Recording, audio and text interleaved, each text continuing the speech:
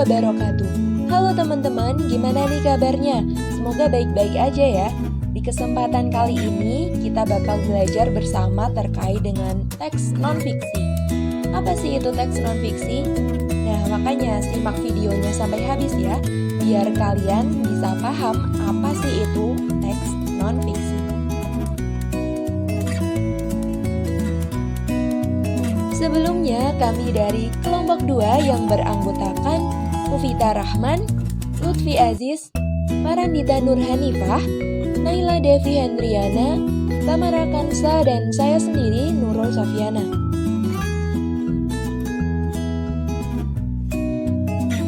Ada materi yang bakal kita pelajari nih. Yang pertama ada pengertian, fungsi, dan juga jenis. Yang kedua, struktur teks non-fiksi. Yang ketiga, kaidah kebahasaan. Pengertian, fungsi, dan jenis. Pengertian teks non-fiksi. Teks non-fiksi adalah tulisan berbasis data dan fakta sebenarnya yang disajikan dengan gaya bahasa formal atau non-formal berupa argumentasi, eksposisi, atau deskripsi. Menurut TRIM tahun 2014, teks non-fiksi juga dapat diartikan sebagai karya seni yang sifatnya berdasarkan fakta dan kenyataannya serta ada kebenaran di dalamnya. Fungsi teks non-fiksi di antaranya yang pertama mengisi waktu luang, yang kedua sarana pengembangan diri, yang ketiga mencegah kepikunan, yang keempat menambah konsentrasi, dan yang kelima menambah wawasan. Jenis teks non-fiksi dibagi menjadi dua. Yang pertama, murni. Murni merupakan teks yang berisi tentang cerita berdasarkan data otentik, contohnya skripsi, disertasi, dan tesis. Yang kedua, kreatif. Kreatif merupakan teks yang berisi cerita berupa data real yang dikembangkan menjadi bentuk karangan imajinasi, contohnya novel dan puisi. Jenis-jenis karya sastra, cerita non-fiksi. Pertama, karangan opini. Opini merupakan suatu pendapat seseorang yang dikarang berdasarkan isu yang sedang terjadi. Kedua, esai yang membahas seni atau sastra, yaitu karangan yang membahas suatu permasalahan secara sepintas dari sudut pandang pribadi penulisnya. Yang ketiga, biografi merupakan riwayat hidup seseorang namun ditulis oleh orang lain. Yang keempat, karangan jurnalisme. Jenis-jenis karya sastra, cerita non-fiksi. Pertama, ada memoir, yaitu karangan sejarah atau peristiwa masa lampau yang dibuat untuk menekankan pendapat, kesan, dan tanggapan penulis atas peristiwa yang dialami dan tokoh yang berhubungan dengannya. Kedua, eksposisi, yaitu suatu karangan yang bertujuan untuk menjelaskan maksud dan tujuan tertentu. Yang ketiga, argumentasi, yaitu berisi karangan yang dibuat untuk menolak suatu pendapat, pendirian, atau gagasan secara logis. Yang terakhir, fungsional, dan tulisan-tulisan sejarah, ilmiah, maupun ekonomi. Yang kedua, struktur teks non-fiksi. Yang pertama, orientasi. Yang kedua, urutan peristiwa. Dan yang ketiga, reorientasi. Pada bagian orientasi, mengenalkan sebuah pembahasan yang akan dikaji dalam sebuah cerita non-fiksi.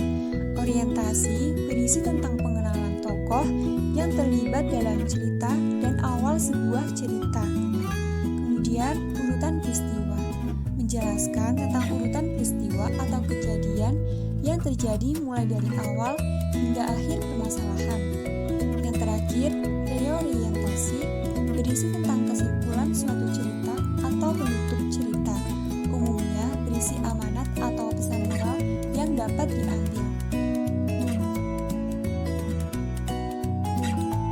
Struktur teks esai. Yang pertama ada pendahuluan. Pendahuluan terdiri dari latar belakang dan pendapat pribadi si penulis mengenai tema esai yang akan dibahas secara lebih jelas dan rinci pada bagian selanjutnya. Yang kedua, ada pembahasan. Pada bagian isi dan pembahasan inilah bagian esai dijelaskan secara lebih rinci. Dan yang ketiga, ada penutup. Penutup ini berisi rangkuman dan ringkasan yang sebelumnya sudah dikatakan dalam pendahuluan dan pembahasan. Struktur teks review. Yang pertama ada pendahuluan. Pendahuluan berisi identifikasi buku atau bab buku atau artikel yang mencakup penulis, judul, tahun publikasi, dan informasi lain yang dianggap penting. Yang kedua, ada ringkasan. Ringkasan ini berisi argumen dari buku yang akan direview. Yang ketiga, inti. Inti ini merupakan suatu analisis kritis dari aspek pokok yang dibahas. Dan yang keempat, ada simpulan. Simpulan berisi evaluasi ringkas atas kontribusi buku secara keseluruhan terhadap perkembangan topik yang akan dibahas. Struktur teks narasi sejarah. Yang pertama ada orientasi. Orientasi berupa pengenalan yang letaknya di awal dari suatu isi teks narasi sejarah. Kemudian ada urutan peristiwa. Urutan-urutan peristiwa ini disusun secara kronologis. Kemudian ada reorientasi. Reorientasi ini berisikan simpulan, penilaian, pendapat, komentar, ataupun opini oleh penulis mengenai peristiwa sejarah yang diceritakan. Struktur artikel ilmiah. Yang pertama ada judul. Judul berisi kata kunci dari topik yang diteliti. Yang kedua, abstrak. Abstrak ini meliputi tujuan, metode, hasil, dan simpulan. Yang ketiga, pendahuluan. Pendahuluan ini mengandung latar belakang, permasalahan, dan tujuan. Yang keempat, ada metode. Metode berisi informasi secara ringkas mengenai materi dan metode yang digunakan dalam penelitian. Yang kelima, pembahasan. Pembahasan berisi hasil penelitian yang tersaji dalam beberapa model yang mengupas hipotesis. Yang keenam, simpulan. Simpulan merupakan jawaban atas pertanyaan penelitian yang diungkapkan bukan dalam kalimat statistik. Dan yang ketujuh ada daftar pustaka. Daftar pustaka ini berisi rujukan yang benar-benar dikutip dalam manuskrip. Selanjutnya, struktur surat. Struktur surat yang akan kami ulas di sini adalah struktur surat dinas.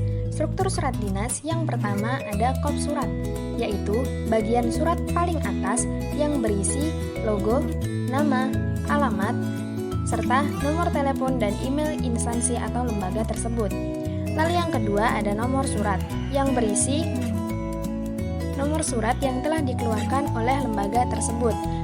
Hal ini berfungsi untuk memudahkan mengetahui urutan serta jumlah surat yang telah dikeluarkan dalam satu bulan. Lalu yang ketiga ada tempat dan tanggal surat, berisi tempat dan tanggal, bulan, serta tahun penulisan surat.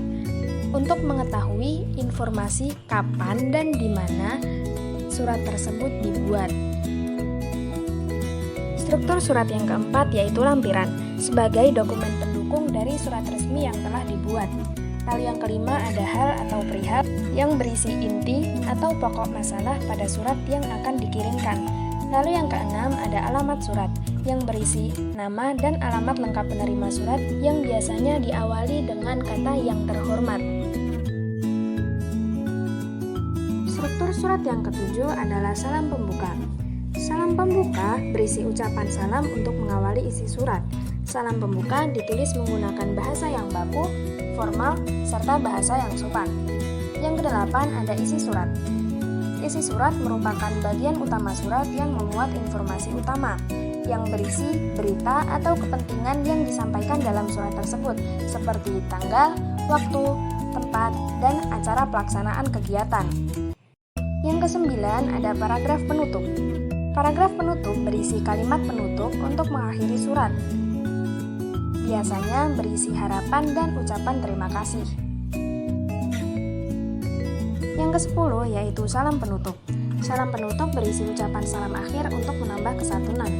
Salam penutup ini bertujuan untuk menunjukkan kesopanan dalam berkomunikasi melalui surat resmi. Yang ke-11 ada pengirim. Pada bagian bagian ini dicantumkan nama, tanda tangan, serta jabatan pengirim surat atau penanggung jawab. Lalu struktur surat yang terakhir yaitu sambutan, berupa penyertaan atau pemberitahuan kepada atasan tentang adanya suatu kegiatan.